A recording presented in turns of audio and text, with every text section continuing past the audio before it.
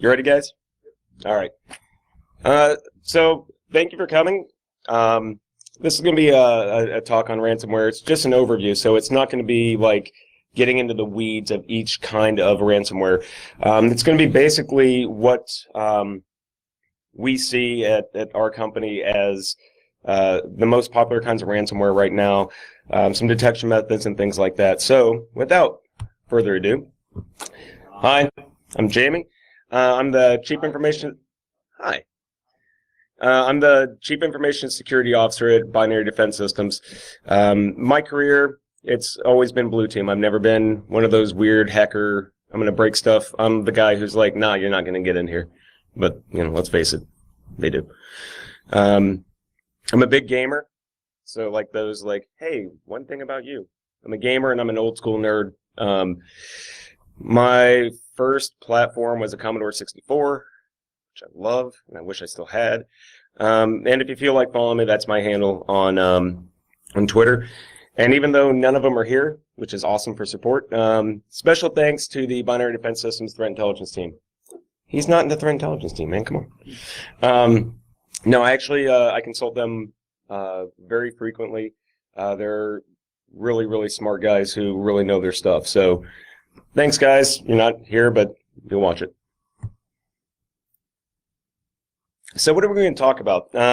Again, we're going to go over trends in ransomware, what we're seeing at Binary Defense, and this is not a plug, but I mean, this is what we see. We monitor a lot of different networks, and we focus on, you know, what can we do to help other people. The most common types that we're seeing, and some of the build platforms, I'm not going to spend a lot of time on that because it changes so often that honestly, I wrote this presentation on Wednesday, and it's probably changed since then. We're also going to talk a little bit about what do we see on the horizon? What do we, in the field that really track this stuff, what do we see coming out? What do we think is going to be the next thing? Some detection methods, and also some best practices. So, what are we seeing for trends? So ransomware has increased 3,000% since it first got recorded. Really quick, anyone, why do you think that is? Why do you think ransomware has jumped that high? It works. It's easy. You get paid. Healthcare and point-of-sale systems and banking in general are the major... oh, that could have been so bad. Mute my phone, because I know people are going to call me just because I'm up here and mess with me. So, you know, healthcare and point-of-sale systems, major targets right now. Health records are, you can actually get more money for health records than you can for credit cards now. There's a lot of, you know, health information online. So, you know, the criminals know this, and they know that if that kind of stuff gets locked up, they're in a world of hurt. And that goes to the next point, which most companies do not report ransomware. If they get hit by ransomware, they don't report it to the authorities. And that makes it very hard to actually get a good trend on what's going on. I've worked with the FBI on a couple of different things, and that's their biggest complaint, if you will, right now when it comes to cybercrime is we can't get a good trend of what's going on because companies aren't telling us that they're getting hit by ransomware. They're not telling us anything about it. Now, when a company gets breached, depending on the regulatory compliance they have to disclose. And they work with the FBI, et cetera, et cetera. So the FBI has a lot of good information on how breaches happen, you know, what do they do, et cetera, but not with ransomware. Companies actually, part of their incident response or part of their policy for cybersecurity is, hey, we need to buy Bitcoin in case we get hit by ransomware. That's actually part of their incident response process. We need to buy Bitcoin just in case we get hit. Not, you know, let's do the right thing. Let's have a good security program, et cetera, et cetera. It's, oh, look at all these companies that are getting hit with it. Let's just buy Bitcoin. And ransomware as a service, I'll tell you what, if you were a bad guy it is a great service to be in. It is so easy.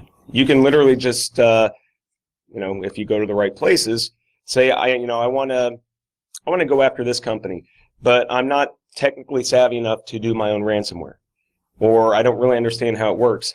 No problem.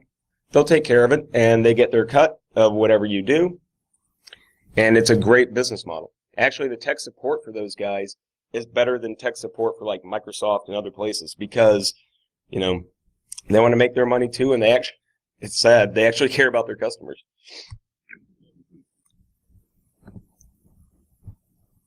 Come on. So what are we seeing as the most common types of ransomware right now? So I only picked the top four that we actually are seeing right now.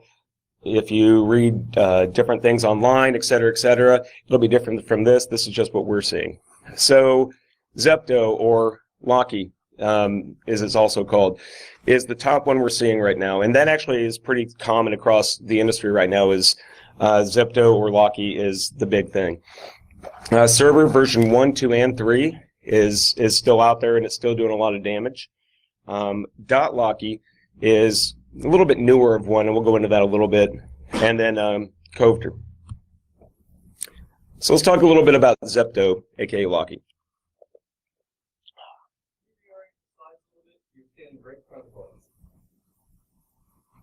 What's that? I'm sorry. Yeah. So oh. When you're at the podium, you're right in front of the board. You just maybe slide the text over to the right a little bit. That'd be helpful. I can't, but he'll do that, and I'll stand over here. Awesome. Thank you. All right, sorry about that, guys. Thank you for pointing it out, though. So Zepto, it targets all versions of Windows. And the thing about that is, even if it's removed, a lot of times the Zeptos, you still won't get your files. So ransomware, you'll say, hey, I got hit. It'll tell you to contact this, pay this Bitcoin. You get the decryptor. It's all good. Not with this one. This one's actually kind of, a jerk ransomware, if you will. And I'm actually trying not to cuss, and it's hard. Yeah, so you still might even not get your files. Easiest way to tell for this one, obviously, has a .zepto extension. So server. This one is actually a pretty smart way to go about, if you want to do ransomware, because you have a week to actually pay to get the decryption key. Now, a week isn't really a lot of time when you're doing an investigation, when you're trying to actually figure out what's going on. Can you get files? Can you not get files? Well, if you don't pay within a week, it doubles. And it continues to go from there. It creates a few different files. They're named Decrypt My Files. And that's dropped every folder that the encrypted files are in. So the funny thing about ransomware, too, is it's not, once you get hit, it's not that hard to tell. If you have a targeted attack against your organization, you might get some kind of alert, some kind of trigger that okay, somebody's here. And then you have to, go through the needle in the haystack trying to find out what are they doing, how'd they get here, etc. Not ransomware. Ransomware is pretty much, hey, here I am. You got to pay me. And so this one's very similar to CryptoWall and TeslaCrypt. Locky. It's a variant of TeslaCrypt 3.0. It's fairly newer, and it does change the victim's files to a different string every time. So it's not like the decrypt my files type thing. It actually changes the string. It's a little bit more hard to find. And the tricky thing about this one, it will delete your shadow copies, and it will also kill your system restore points. So they're actually getting a little bit better, and by they I mean the guys who developed the ransomware, about trying to protect themselves a little bit more so it can take care of, the problem for them, if you will, of, we'll just restore it. Covter. This one's funny. This is actually kind of one of my favorites just because it's kind of like a big troll too. It'll actually do what's the common police scam. So it'll go through your history on your browser, and it'll find a website and say, hey, you've gone here, and this is an illegal website, or this has illegal content, or you just shouldn't have been here. And it will say that because of what you've done, you've had illegal activity, your stuff's been encrypted, and you need to contact us and pay the Bitcoin. Well, a lot of people will see that and say, uh-oh, I've gone to this site, I shouldn't have gone there, the feds know now, I have to get my stuff unencrypted, I don't want to tell anybody because, I went to a bad place. So this one actually has a very, very high success rate for the payment. And obviously, for obvious reasons, a very low point of being reported to the police. Yes, sir. Is that one that actually has the premise of this is a fine you're paying? Because I've seen those before. Yes. Yeah. Yeah. So the question was to the FBI or yeah. Yep. So the question was, is this more on the premise of like it's a fine, not really? It's not really paying a ransom. It's more on the you have a fine for going here. And yes, it is. That is a good question. Thank you.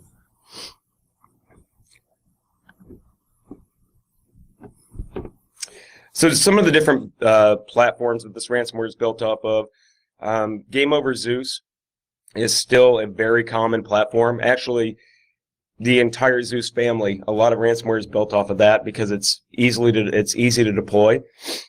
Nuclear Exploit Kit, again, another one that's very easy to deploy. It's very easy to drop. So it's the ransomware authors, they know what works and what doesn't, and for malware in general. So they'll actually develop their kits to be put into these things that already work. And of course, Locky and CryptoLocker. So on the horizon. So again, this is not necessarily what they say. This is what we're seeing and how we think everything's going to go down. So ransomware buyers are going to start customizing the things a lot more, and we're already seeing this with Atom. So being able to customize your malware your ransomware for what you specifically want it to do. We're already seeing where you get the entire disk encrypted, not just specific files, and we're seeing this with Mamba. Now, obviously, that's a lot worse because maybe it encrypts some files, and maybe the files that it gets you don't really care about. But when you have your whole disk encrypted, for obvious reasons, that's a big problem. No command and control interaction needed. This one is something that Locky's starting to do again. It embeds the key, so there's no interaction needed. So even if you just find out, uh-oh, I just downloaded this and I believe it's ransomware, and you pull the plug, so it doesn't connect, it doesn't talk out, it doesn't matter because it doesn't need to talk back. Targeted ransomware. I'm going to talk a little bit more about that in the next slide. But now when I say targeted, it's not just a specific company that they look for. So let's say they're going after binary defense. Okay, so they'll write the ransomware for that. But if they do their recon properly, and we're gonna see this a lot with state-sponsored attacks, they're going to start using ransomware in their attacks. So they go through their whole process of doing their investigations on the company, finding out what kind of assets they have, et cetera, et cetera. And you're going to see that when they do their attacks, it's going to include ransomware specifically to specific assets in that organization. More module ransomware, that's actually already happening. And ransomware being put out that's very easy to decrypt. So ransomware comes out, and an investigator finds it, they decrypt it really fast, and they're like, hey, cool, look at us. We found this new variant, and we were able to throw decryption on, or we were able to decrypt it on our own, and we're awesome. Well, yeah, thanks. You just tested my piece of ransomware, and I know that these are the tools you use. I know this is how you decrypted it. So when I actually build the correct platform of it, I know how to avoid that. Thanks for playing. So detection. And this is in general, this isn't for a specific kind of ransomware or it may not work all the time.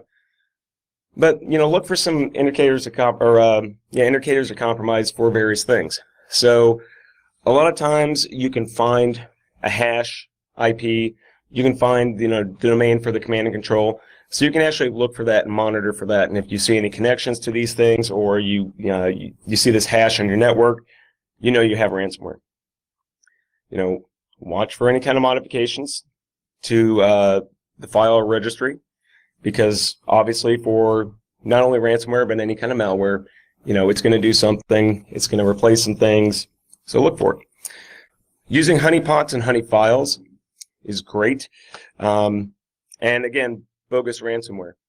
So if you happen to find, talking about the ransomware testing, if you will, from the last slide, if you happen to find ransomware and you go through the process, you have somebody come in and they say, okay, cool, don't worry about it. We took care of it. We were able to decrypt it. This ransomware sucked. Watch for that, because more than likely, if that happened, that was just a test for your environment, and prepare for the actual targeted attack of the ransomware specifically to your organization. And that's already happened, that last bullet point. I can't really talk about the details of it, but there was a company that had a piece of ransomware that hadn't been seen before. They called in their incident response. They said, hey, don't worry about it. We took care of it. And then a few months later, targeted. So some best practices. This one, if security awareness training was done properly, it doesn't matter whether it's ransomware, it's malware, it's social engineering, it's blah, blah, blah, blah, blah. This is the best thing you can do for any organization, because people are the weakest link. So like every talk I ever give and it has anything about best practices, that's always number one. Specifically more for malware or for ransomware, don't enable macros in documents for, email attachments. That's just don't do it anyway. But specifically for ransomware, obviously patch, stay current with new threats. The more you know, the better you can protect your organization. So always, kind of keep an eye every day. What's going on? What's new with ransomware? What's new with malware? What are they doing? How's it being executed? How's it being dropped? Show your file extensions. If you're a Windows shop, don't hide them. Show them. That way, if you have a few files that may have been encrypted, but they're files you don't really pay attention to, it doesn't hurt to always, go through, check to see what's there, check to see what's not there, and back up your data. Because if you get hit and you don't have a copy and you don't want to pay, then you don't get the data. I mean, it's just that easy. Oh, that was the last one.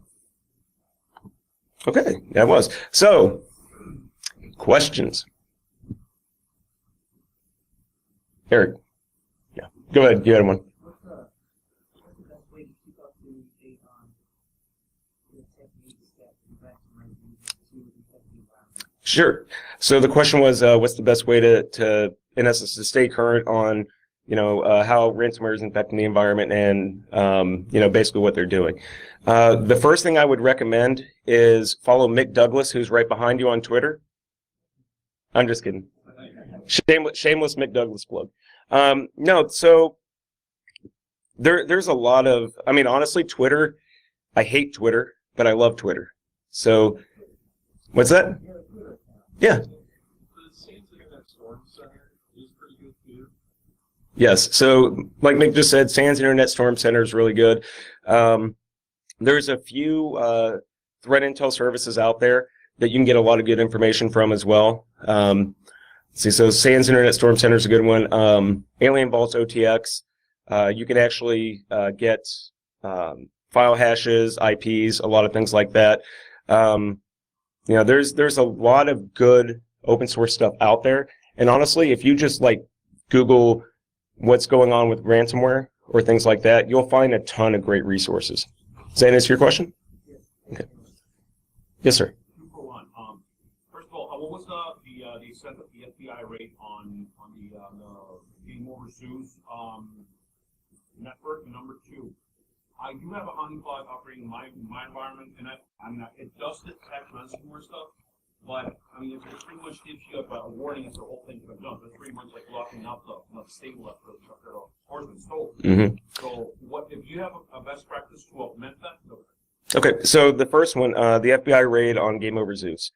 Yeah, so that was for ransomware authors and distributors more so. That was a big hit, to their pockets. So that, for now, that did hurt them. But just like anything else, right?